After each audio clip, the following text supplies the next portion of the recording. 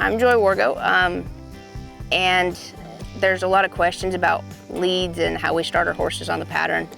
I, in particular, when I'm starting a colt, a 2-year-old or a 3-year-old on the pattern, I don't worry much about the leads.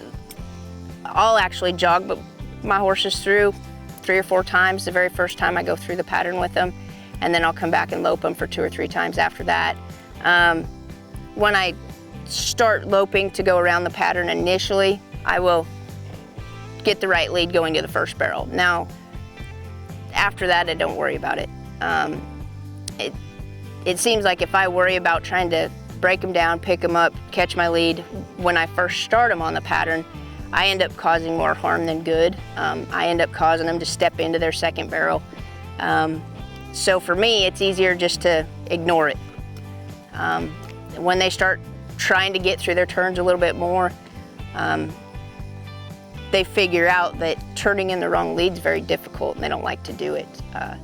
And then as we add just a little bit more speed, they usually get to where when they make their move leaving the first, they automatically change it right there.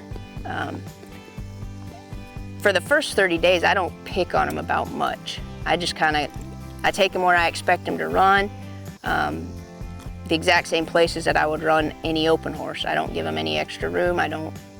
It's usually ugly, and I don't go around a barrel twice. I go through the pattern until they understand where they need to be, and then I can come back. Once they understand where they need to be, I can come back and add, if I need to go around a barrel more than once to drive them up through their turn, I can do that.